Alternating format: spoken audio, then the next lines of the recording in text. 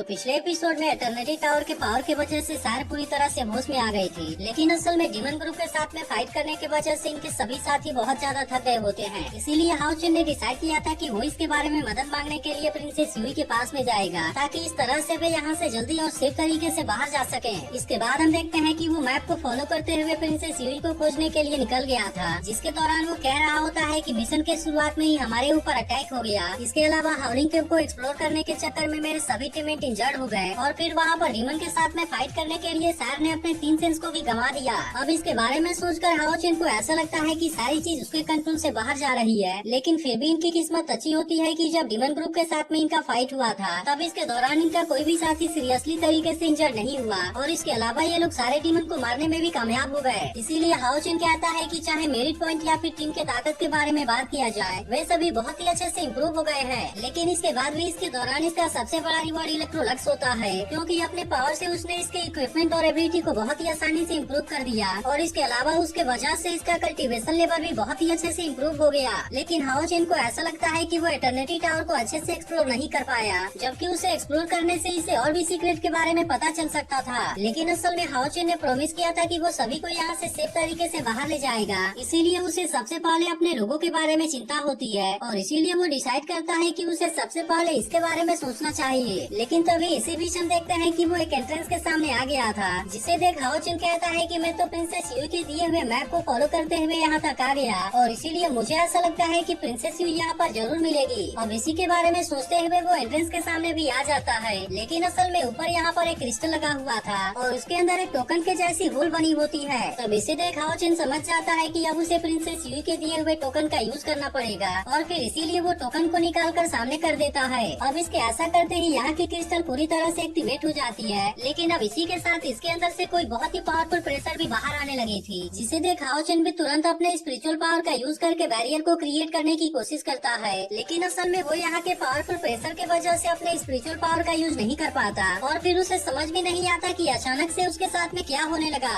लेकिन तभी हम देखते हैं कि यहाँ की पावर उसे किसी अजीब से जगह में खींच लेती है और अब हाओचिन को ऐसा लग रहा था कि यह पूरी जगह पानी से भरा हुआ है। इसके बाद हम देखते हैं कि वो तैरते हुए एक लेयर के पास में आ जाता है और फिर इसे टच करते ही वो यहाँ के सरफेस के ऊपर आ जाता है। अब इस तरह से हम देखते हैं कि हाओचिन बिल्कुल ही एक अजीब से जगह पर आ गया था, इसीलिए इस बात से वह पूरी तरह से हैरान हो जाता है और फिर कहता है कि आखिरकार ये जगह है कहाँ पर। लेकिन अब इसी के साथ उसके सामने एक नया एंट्रेंस भी आ गया होता है, जिसे देख वो सोचने लगता है कि क्या प्रिंसेस यू यहीं पर आती है। इसके बाद हम देखते हैं कि वो अंदर जाने से पहले हाओ यू के साथ में अपने कनेक्शन को चेक करता है और फिर कहता है कि हाओ यू के साथ में अभी भी मेरा कनेक्शन बना हुआ है, इसीलिए अगर यहाँ पर मेरे सामने कोई खतरा आ भी गया तो फिर मैं तुरंत ही अपने आप को हाओ यू के पास में टेलीपोर्ट कर लूंगा। लेकिन तभी इसी वक्त हम देखते हैं कि इसके सामने 2 गार्ड आकर इसे आगे जाने से रोक देते हैं और फिर उसे पूछते हैं कि क्या तुम नहीं जानते कि यह मून डीमन पैलेस है। तब इसके बारे में सुनकर हाओचिन को भी थोड़ी सी हैरानी होती है और फिर उनसे कहता है कि मैं यहाँ पर प्रिंसेस यूई से मिलने के लिए आया हुआ हूँ। लेकिन इसकी ऐसी बात सुनकर वे दोनों गार्ड सबसे पहले इसके आउटफिट को देखते हैं और फिर उसे कहते हैं कि हमें तो नहीं पता कि आखिरकार तुम आए कहाँ से हो, लेकिन क्या इसके बाद भी तुम्हें लगता है कि तुम प्रिंसेस से मिलने के लिए पैलेस के अंदर जा पाओगे।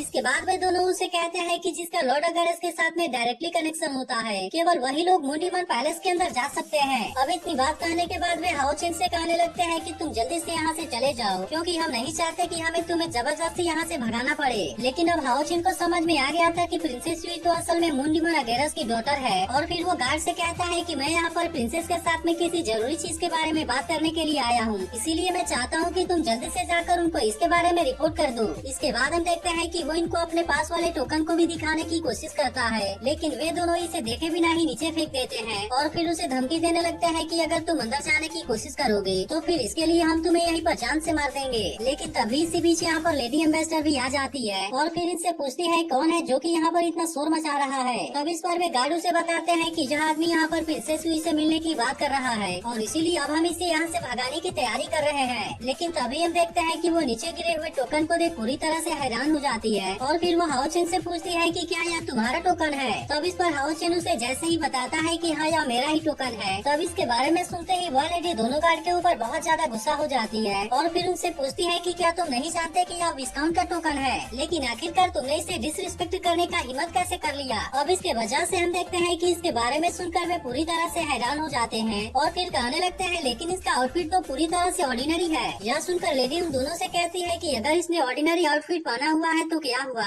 लेकिन क्या तुम्हें दिखाई नहीं देता कि इसके पास में प्रिंसेस का दिया हुआ रॉयल टोकन है। अब इसके वजह से हम देखते हैं कि इसके बारे में सुनकर वे दोनों गार्ड और भी ज्यादा डर जाते हैं और फिर उससे कहने लगते हैं हमें पता है कि इसका मतलब क्या है। इसके बाद वो लेडी हाओ चिन से कहती है कि आपके पास में तो प्रिंसेस का दिया हुआ रॉयल टोकन है, जिससे कि केवल प्रिंसेस ही आपको इसे दे सकती है, इसीलिए आप अपने मर्जी से जब भी चाहे पैलेस के अंदर आ सकते हैं और जब भी चाहे जा सकते हैं। लेकिन इसके बाद वो लेडी उससे कहती है कि आप यहाँ पर थोड़ा समय के लिए इंतजार कीजिए, तब तक मैं प्रिंसेस को इसके बारे में रिपोर्ट कर देती हूँ। फिर वो लेडी उन दोनों गार्ड से कहती है कि आज तुमने यहाँ के रूल को तोड़कर बहुत बड़ी गलती कर दी है और इसीलिए आज तुम्हें इसके लिए सीधा एग्जीक्यूट कर दिया जाएगा। तब इसके बारे में सुनकर वे दोनों गार्ड लेडी के सामने अपने जान की भीख मांगने लगते हैं, जिस पर वो लेडी उनसे कहती है कि जो कोई भी यहाँ के रूल के बारे में नहीं समझता उसे यहाँ पर रहने की कोई भी जरूरत नहीं है। जिसके बाद हम देखते हैं कि यहाँ के बाकी गार्ड उन दोनों गार्ड को अपने साथ लेकर चले जाते हैं। वहीं दूसरी तरफ हम देखते हैं कि प्रिंसेस अपने बहुत सारे लोगों के साथ में बातें कर रही होती है, क्योंकि वो अपने कॉमर्स चैम्बर के प्रॉफिट एंड लॉस के बारे में कैलकुलेट करवा रही थी। तभी उसके आदमी उसे बताते हैं कि पिछली बार अटैक की वजह से हमें जो लॉस हुआ था उसे डिमन एम्पर ने अपने तरफ से कंपनसेशन देकर पूरा कर दिया है। लेकिन तभी प्रिंसेस उनसे पूछती है कि पिछले 18 महीने का हमारे डिमन क्लैन के आर्मी का खर्च कितना है। तब इसके बारे में सुनकर उसके लोग इसके बारे में कैलकुलेट करने लगे थे, लेकिन इनके बताने के पहले ही प्रिंसेस यू इनको टोटल रेवेन्यू और एक्सपेंस के बारे में बता देती है। जिसके बाद हम देखते हैं कि वे इसके बारे में कैलकुलेट करके चेक करते हैं और प्रिंसेस यू का कैलकुलेशन पूरी तरह से सही होता है। इसके बाद उसका एक आदमी उसे बताता है कि हमारे सभी इंटेलिजेंस स्टेशन नॉर्मल तरीके से ऑपरेट हो रहे हैं और इसके अलावा हम लोग सीक्रेटली तरीके से इसे एक्सपेंड भी कर रहे हैं। लेकिन तभी हम देखते हैं कि वो लेडी भी यहाँ पर हाओ चिन के बारे में रिपोर्ट करने के लिए आ जाती है और फिर उससे कहती है कि एक आदमी आपसे मिलने के लिए यहाँ पर आया हुआ है और उसके पास में आपका दिया हुआ रॉयल टोकन है। तब इसके बारे में सुनकर प्रिंसेस हैरान होते हुए कहती है कि वह तो इतनी जल्दी यहाँ पर आ गया और वो समझ जाती है कि यहाँ कोई और नहीं बल्कि हाओ चिन ही है। इसके बाद वो उस लेडी से कहती है कि तुम उसे मेरे पास में लेकर आओ। लेकिन अब वो लेडी जैसे ही हाओ चिन को लेने के लिए जाने लगती है, तभी प्रिंसेस उससे कहती है कि उसे फ्लावर मून सीक्रेट रिल्म में लेकर आना।